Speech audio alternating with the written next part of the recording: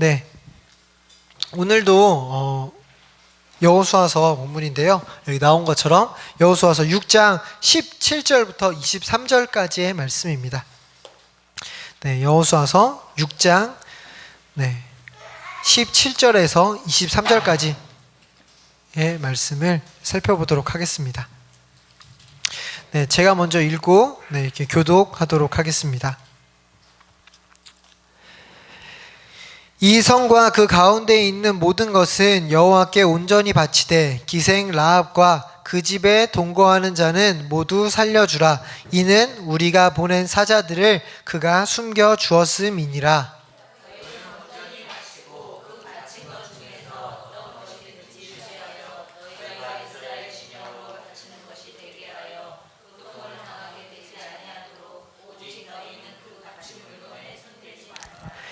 은금과 동철 기구들은 다 여호와께 구별된 것이니 그것은 여호와의 곳간에 드릴지니라 하니라.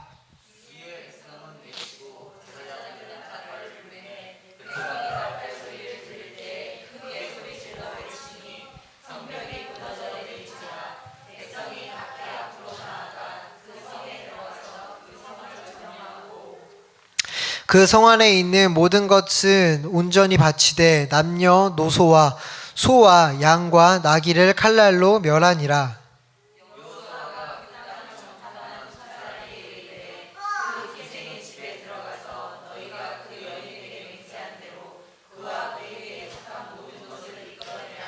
네, 마지막 절을 함께 읽겠습니다.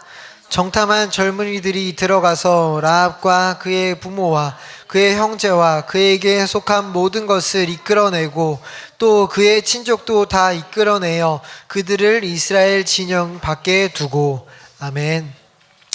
네, 이 시간 헤렘이라는 제목으로 말씀을 진행을 해볼 건데요. 지난주에 우리는 이미 6장의 내용을 본문으로 해서 설교를 들었었습니다. 드디어 이스라엘은 가나안과 전쟁을 시작했어요. 굳게 닫혀있던 여리고를 무너뜨리는 방법은 살펴본 것처럼 오직 한 바퀴 도는데 30분도 채 되지 않는 그 성 둘레를 도는 것 뿐이었습니다. 세상이 볼 때는 정말 바보 같은 일이었지만 세상의 방법들을 뒤로하고 믿음으로 하나님의 방법만을 믿고 순종하며 나아갔을 때 여리고가 정말 무너지는 엄청난 기적을 이스라엘은 맛보았습니다. 이러한 6장의 내용 가운데 지난 시간에 미처 다 살펴보지 못했던 부분이 바로 오늘 본문입니다. 오늘 본문과 같은 이야기 성경을 읽고 나서 많은 사람들이 제게 이런 질문을 하곤 했습니다. 특히 21절을 읽고 나서 하는 질문인데요. 우리 한번 21절을 함께 다시 한번 읽어보도록 하겠습니다.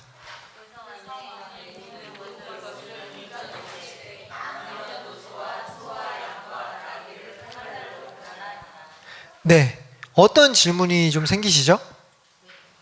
네, 보통은 질문하는 내용은 거의 다 비슷합니다. 왜 이렇게 잔인하게 다 죽이냐는 거예요. 심지어 단순히 그 가나안에 있는 군사들만 진멸하는 것도 아니고 군사로 징집될 가능성이 있는 남자들만 죽이라는 것도 아닙니다. 여자뿐만 아니라 심지어 노인과 아이들까지 모두 죽이라고 말하고 있습니다. 만약에 이러한 명령, 이러한 행동을 지금 이 시대에 어떤 나라의 군대가 했다면 엄청난 비난을 받을 거예요. 정말 말도 안 되는 잔인한 행동이라고 엄청난 사회적 비난을 받을 것입니다. 우리 민족도 일본에게 악 감정이 남아있는 이유도 단순히 전쟁에서 졌기 때문에, 우리가 포로로서 그들을 섬겼기 때문에 이 정도가 아니라 그들이 행했던 비인격적이고 잔혹한 행실 때문입니다.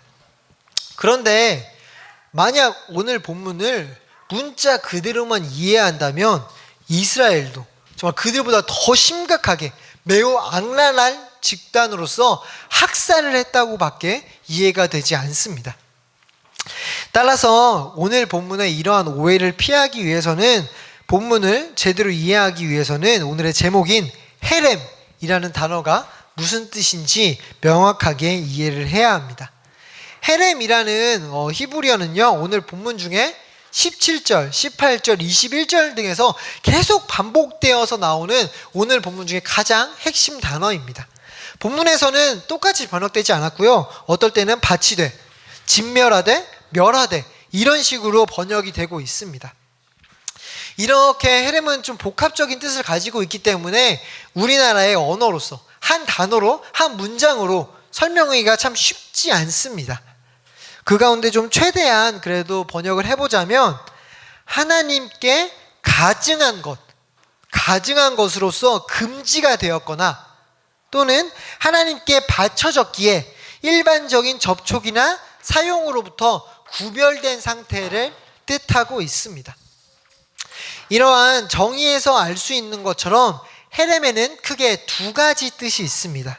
먼저는 하나님께서 우리에게 직접 명령을 하시는 것으로서 하나님이 보시기에 가증한 것들을 진멸하라는 뜻입니다. 이러한 가증한 것은 우리가 판단하는 것이 아니라 하나님의 명령으로부터 나옵니다. 무슨 말이냐면 우리가 볼 때 하나님 저거 되게 좀 더러워 보이는데요? 저거 추악해 보이는데 저거 그럼 다 진멸할게요.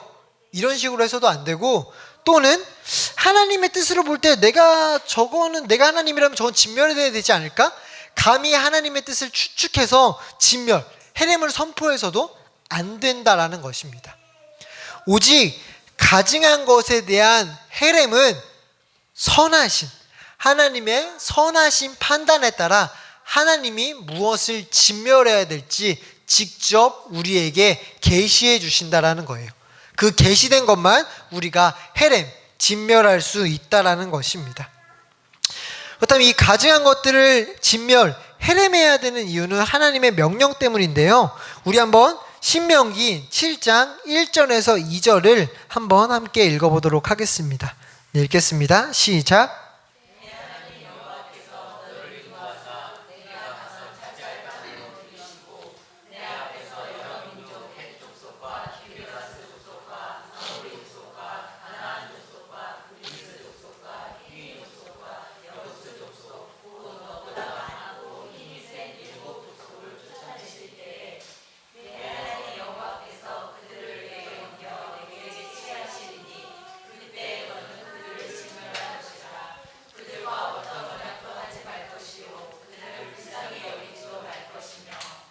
네, 1절에 나왔던 그 많은 족속들은 가나안 7족속이에요. 그러니까 가나안 땅에서 그 사람들과 어떠한 언약도 맺지 말고 협상이나 뭐 절충안을 어떤 것도 내세우지 말고 그냥 다 진멸하라는 것입니다.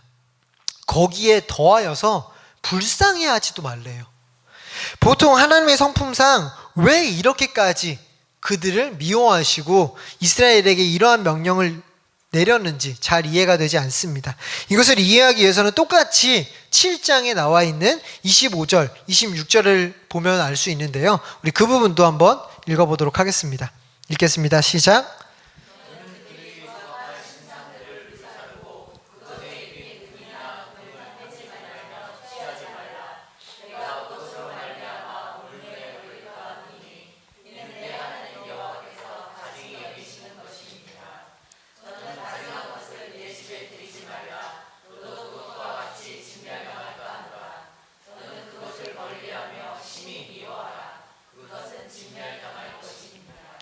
네, 조각한 신상을 불사르라는 것, 곧 결국 우상 숭배를 하지 말라라는 거예요.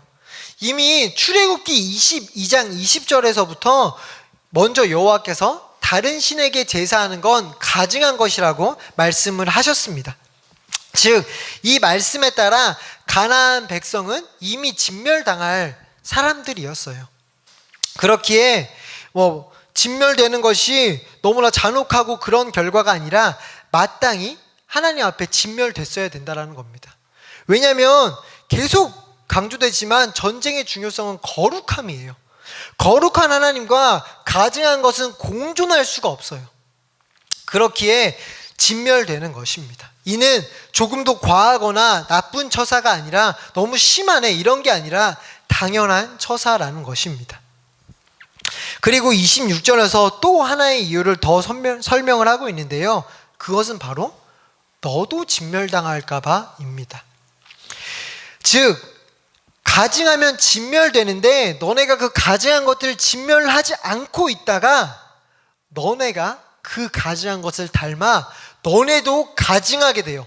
너네도 진멸당할까 염려되니 그것을, 그 가증한 것을 심히 미워하고 멀리하고 진멸하라라는 거예요. 결국 이스라엘이 지금 잔인한 모습을 보이고 있음이 아니라 전투적 사기를 위하여서, 또한 적군에게 큰 트라우마를 줘서 다시는 못 덤비도록 하기 위해 이스라엘이 이러한 학살을 하고 있는 것이 아니라는 겁니다.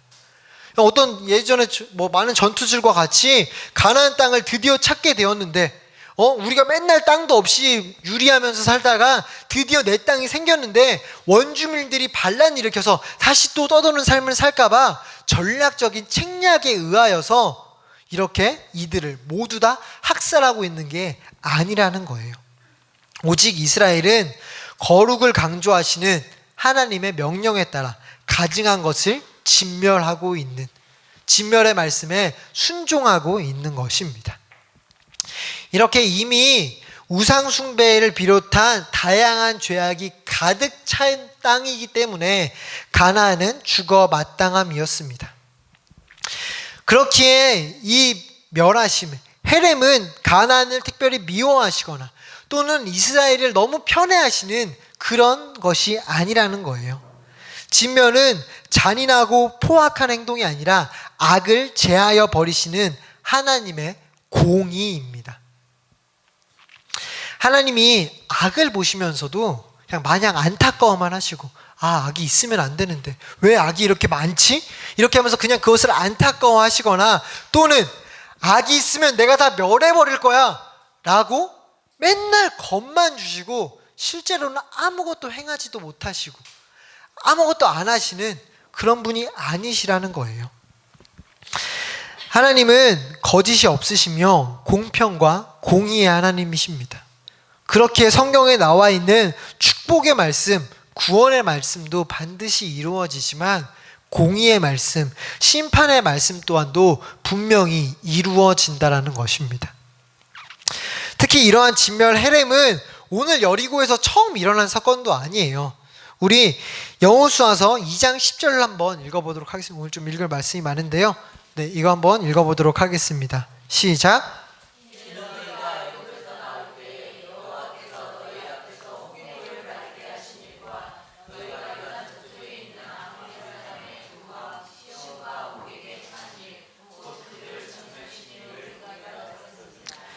네, 이 부분은 오늘 본문의 중심 인물 중 하나인 라합의 고백이었습니다. 이전에 살펴봤던 본문인데요, 그녀가 말하길 가나안이 모두 들었다라는 거예요.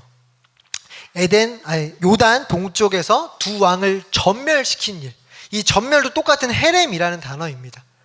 그들을 진멸시킨 일, 악이 가득했던 그 두 나라를 전멸시킨 것을, 진멸한 것을 라합과 가나안이 듣고 벌벌 떨고 있었다라는 것입니다. 이러한 하나님께로부터 온 헤렘은 보통 우상을 섬겼던 사람들에게만 보통 적용이 돼요.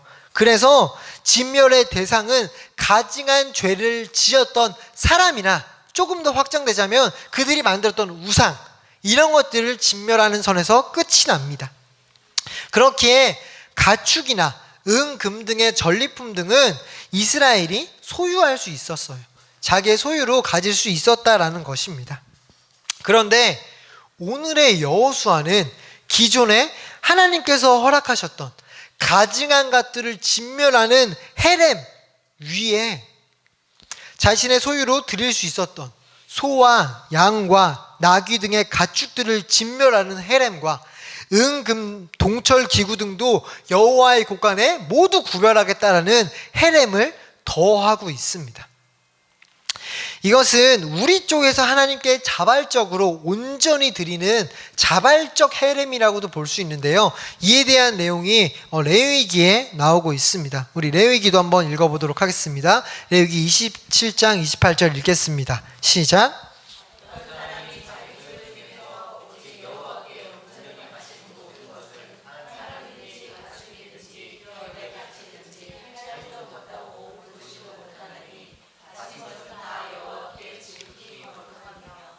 네, 이렇게 자기 소유의 것을 하나님께 자발적으로 바치는 것. 이 바칠 때도 똑같은 헤렘이란 단어가 사용이 됐는데요. 이런 헤렘은 하나님께 드리는 헌물 중에 가장 강력한 조항이 포함되고 있다는 것입니다. 사람이든 가축이든 기업이든지 하나님께 드리기로 했으면 이것을 다른 데로 팔지도 못하고 내가 아무리 먹을 게 급해서 돈이 필요하다고 해도 팔 수 없다라는 거예요. 또는 하나님께 100을 드리기로 했으면 무르지도 못한다라는 거예요. 하나님 50만 드릴게요. 이렇게 할 수 없다라는 겁니다. 그대로 다 드려야 되는 것. 아주 강력한 조항이 바로 오늘 헤렘이라는 것입니다. 만약에 하나님께 100을 드린다고 했으면 90도, 99도 안 되고 딱 100을 맞춰야 된다라는 거예요. 그러나 그 대신 거룩하다라는 평가를 얻게 된다라는 거예요. 이전에 가증한 것을 헤렘하는 그 헤렘은 거룩하다라는 평가는 얻을 수 없었습니다. 그러나 자발적으로 드리게 될 때 이것은 거룩함으로 하나님이 여겨주신다라는 거예요. 착각해서는 안 될 게 뭔가 거룩한 것을 만든 다음에 거룩하기 때문에 하나님께 바치는 것이 아니라 거룩하지 않은 것이지만 온전히 드릴 때 하나님이 거룩하다라고 여겨주셨다라는 것입니다. 이것을 잠시 우리에게 적용해 보자면 악한 것을 피하고 완전히 제거하여 버림은 마땅한 처사라는 거예요. 당연하다라는 거예요. 이는 칭찬을 받거나 잘하고 있다라고 이렇게 내세울 만한 일도 아닌 거룩함과 악은 함께 공존할 수 없으니 당연히 완전히 조금도 남김없이 진멸해 버려야 된다는 것입니다. 죄악된 습관들이나 불순종한 부분에 있어서 미련을 남겨두고 한 80%만 제거하고 이 정도 제거했으니까 많이 제거했지 이렇게 만족하면 안 된다라는 거예요. 완전한 진멸을 선포해야 된다라는 것입니다. 그러나 여기서 그치면 안 된다라는 거예요. 여기는 그냥 당연히 해야 될 부분이고 우리는 한 발 더 나아가서 자발적 헤렘, 자기의 소유를 바치게 될 때 그것이 오늘 본문에 나온 것처럼 물질이든 또는 시간이든 재능이든 이것은 거룩을 향해 나아가게 된다는 거예요. 나의 소유라며 나의 시간이라며 내 마음대로 함이 아니라 그것을 하나님께 온전히 드림이 되어질 때 하나님은 드리는 내용과 상관없이 드리는 내용이 얼마나 큰지 얼마나 값비싼 것인지 얼마나 대단한 것인지 얼마나 거룩한 것인지 이것과 상관없이 온전히 들었냐 안 들었냐 이거 하나로 거룩한가 거룩하지 않은가를 판단해 주신다는 것입니다. 만약에 예를 들어 세계 1등의 소프라노가 우리 교회 다니면서 제가 1년 내내 틱송을 하겠습니다 이렇게 서원을 했다라고 해봅시다. 그런데 좀 바쁘고 하다 보니까 그냥 나 한 달에 한 번만 할게요. 한 달 만에 한 번만 하더라도 내가 노래 부르는 거 다른 곳에서 들으려면 몇백만 원 이렇게 내야 되는데 여기서 한번 재능 기부해 주는 거니까 난 대단한 재능을 가졌으니까 이 정도면 엄청난 것을 바치는 거 아닙니까? 이건 대단한 봉사입니다. 이게 아니라는 거예요. 누가 알아주지도 않고 신경 쓰지도 않는 자리라 할지라도 별것 아닌 거라고 그게 대단한 일이야? 그렇게 손가락질 받고 판단받는 일이라 할지라도 정말 온전히 행하고 있다면 내 전심을 다하여서 드리고 있다면 그것을 볼 때 하나님은 거룩하다라고 말씀해 주신다라는 것입니다. 이렇게 이스라엘의 여호수아는 가나안과의 첫 전투에 있어 마땅히 하나님께 드려야 할 가증한 헤렘뿐만 아니라 자발적인 전리품까지 드리는 헤렘을 더하고 있었습니다. 그렇기에 여리고는 정말 엄청난 심판의 현장이었을 것입니다. 참혹의 정말 너무나도 참혹한 현장이었을 거예요. 죄의 결과는 이런 것이구나. 죽음, 죄의 싹슨 죽음은 정말 이러한 현장이구나. 이것을 알 수 있을 정도로 너무나 많은 죽음이 있는 곳이었을 것입니다. 정말 피가 흥건하다 못해 강을 이루었을 거예요. 그런데 사람들뿐만 아니라 이런 가증한 것들의 최후만 알려줄 뿐만 아니라 자발적인 헤렘, 가축의 피까지 더해져서 정말 너무나도 많은 죽음이 그 땅에 임하였을 것입니다. 여리고의 마지막 날은 너무나도 참혹한 모습이었다라는 것입니다. 7일 전까지만 하더라도 성문을 굳게 닫고 어떻게든 죽음에 이르지 않기 위해, 어떻게든 여리고를 지키기 위해 항전했던 여리고의 모든 사람들은 딱 7일 지났을 이후인데 엄청난 심판 앞에 아무것도 하지 못하고 참혹한 죽음, 참혹한 최후를 맞이할 수밖에 없었다라는 것입니다. 이 참혹한 죽음 앞에 그렇게 강하게 의지했던 성문도, 높디 높은 성벽도 아무런 도움이 되지 못했어요. 하나님의 심판 앞에 인간은 어떠한 노력으로도, 지식으로도, 대단한 과학의 발명으로도, 또한 단합과 체계적인 제도가 있다고 하더라도 하나님의 심판을 막기는커녕 단 하루도 딜레이 시킬 수조차 없다라는 것입니다. 인간은 하나님 앞에 연약하고 정말 너무나도 낮디 낮은 존재일 수밖에 없는 거예요.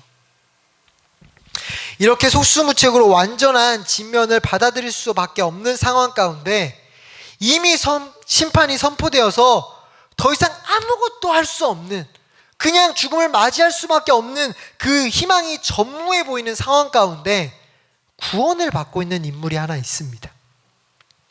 바로 라합이에요. 라합은 가증한 백성에 속해 있었기 때문에 마땅히 죽어야 되는, 헤렘의 명령에 따라 진멸되어야 되는 사람이었습니다. 그러나 그는 그 죽음의 헤렘 가운데 구원을 받고 있습니다. 왜 그렇죠? 이전에 살펴봤던 것처럼 모세의 고백과 아주 유사한 고백을 하던 라합이었어요. 모세만큼이나 하나님이 어떤 분이신지를 알았고 그러한 깨달음이 지식에만 있는 것이 아니라 대단한 분이다 라고 입으로만 고백하는 것이 아니라 바른 믿음 가운데 두 정탐꾼을 숨겨주는 엄청난 목숨을 건 순종을 했다라는 것입니다. 즉 행함 있는 믿음을 보여주었던 라합은 여리고의 마지막 날 최후의 심판 가운데 구원을 받았다라는 거예요. 이때 중요한 것은 라합만 구원받지 않았습니다. 가족들을 비롯해서 그에게 속한 모든 것이 다 구원을 받았다라는 것입니다. 이게 어떻게 가능했는지 우리 오늘 마지막으로 여호수아서 2장 18절에서 20절 설교했던 부분인데요. 다시 한 번만 읽어보도록 하겠습니다. 네, 읽겠습니다. 시작.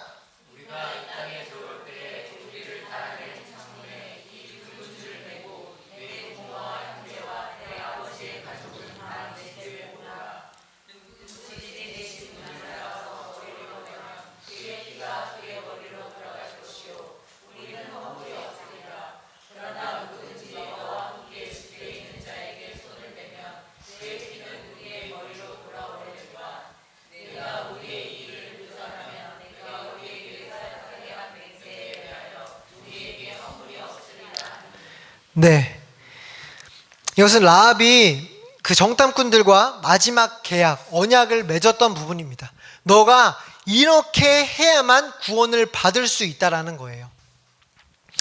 라합은 정말 이 말씀을 철저하게 지켰습니다. 우선 기생의 집이라고 했던 그 라합의 집은 여관과 같은 곳이라고 말씀을 드렸었습니다. 그랬기에 그의 친족들이 모두 라합의 집으로 모일 수 있었어요. 그러나 읽었던 부분과 같이 굉장히 불편한 삶을 살았어야 합니다. 언제 이를 줄 모르는 여리고의 최후의 심판, 그것이 언젠가는 온다라는 그 믿음 하나로 모두가 함께 그곳에서만 모여서 살았어야 된다라는 거예요. 이렇게 라합의 집에 모여 사는 삶은 굉장히 많은 것들을 포기해야 되는 삶이었을 것입니다. 정말 아주 급할 때 잠깐 나갔다 오는 거 말고는 계속 집에만 있었어야 할 거예요. 이러다 보니까 그냥 바로 정탐꾼이 왔다 갔을 때는 진짜 곧 심판이 임하겠구나 이런 생각에 급히 잠깐 모여서 살았을 수는 있어요.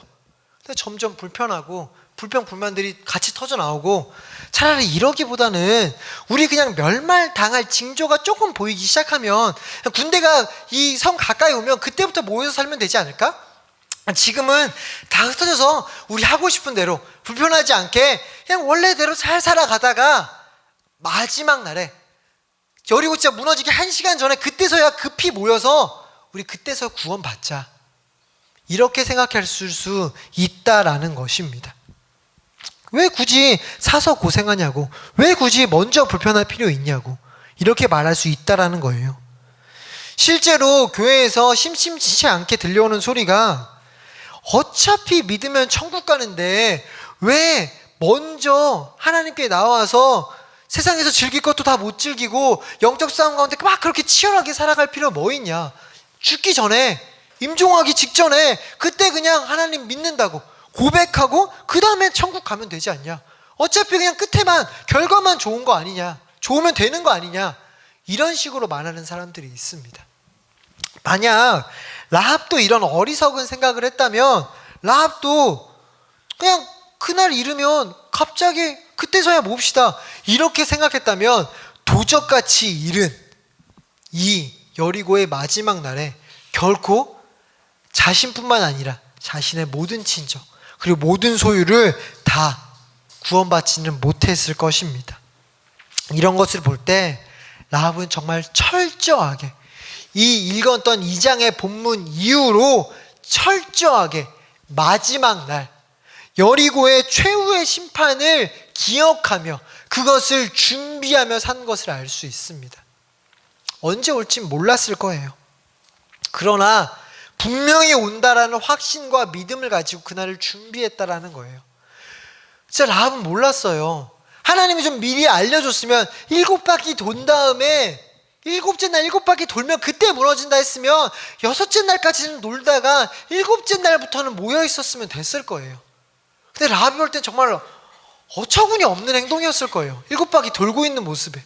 그러나 그 7바퀴 도는 모습에도 라합은 안 되겠다, 그냥 흩어져서 자기 살 곳을 찾으세요, 이렇게 한 게 아니라 끝까지 모여 있었다라는 거예요. 이렇게 종말에 초점을 두고 산 결과 그는 온전한 구원을 얻게 되었다라는 것입니다. 우리는 그렇다면 어떤 시대를 살아가고 있나요? 가증한 것과는 전혀 상관없는 시대를 살고 있어서 심판이 너무나도 멀리 있는, 우리 시대는 절대 심판이 올 리가 없겠다, 가증한 것이 찾아볼 수가 없네, 이런 시대를 살고 있습니까? 아니면 우리도 라합과 같이 오늘 당장 심판이 임하여도 나는 당장 모두 다 구원에 이를 수 있을 정도로 확신하게 최후의 날을 준비하며 살아가고 있습니다 라고 이렇게 생각하고 있기에 언제 최후의 심판이 오더라도 전혀 걱정 없이 살아가고 있습니까? 아니면 설마 사랑의 하나님이 헤렘이라는 아주 무섭고 참혹한 심판을 행하실까? 그거는 그냥 성경에 있는 이야기고, 그건 그냥 구약 때, 신약도 아니고 구약 때 잠깐 하나님이 행하셨던 그런 거지, 이제는 구약의 하나님은 심판의 하나님이고 신약의 하나님은 사랑의 하나님이니까 이제는 그런 일은 없을 거야, 이젠 심판 없어, 이런 안일한 생각으로 살아가고 계십니까? 안타깝지만 분명히 최후의 심판은 있다라는 것입니다. 사랑의 하나님은 동시에 공의의 하나님이십니다. 악의 진멸은 잔인함이 아니라, 나쁜 것이 아니라 공의라는 것입니다. 아무 이유 없이 심판이 오진 않아요. 죄의 삭은 사망이고 거룩을 강조하는 전쟁 가운데 거룩하지 않던 모든 것이, 그 가증한 것들은 헤렘되는 것입니다. 이것은 공의 하나님이 약속하신 분명한 진리라는 거예요. 동시에 이러한 완전한 진멸 가운데서도 분명히 사랑으로 구원의 길을 마련해 주셨습니다. 하나님의 심판, 인간들의 심판이 아니라 하나님의 심판을 피할 길은 오직 하나님이 마련해 주신 예수 그리스도가 유일한 길입니다. 그렇기에 두렵과 떨림으로 또한 감사로 오늘 본문의 라합과 같이 언제나 마지막 때 최후의 심판을 준비하며 살아가는 우리가 되기를 기도하도록 하겠습니다. 네, 잠시 들은 말씀 가지고 기도했으면 좋겠습니다. 오늘 찬양했던 오전 예배에 찬양했던 521장 구원으로 인도하는 찬양을 보면 많은 사람들 큰 문으로 들어가 넓은 길로 갈지라도 멸망으로 끝나니 라고 말하고 있습니다. 당연한 결과예요. 성경에서도 너무나 많은 멸망을 이야기하고 있습니다.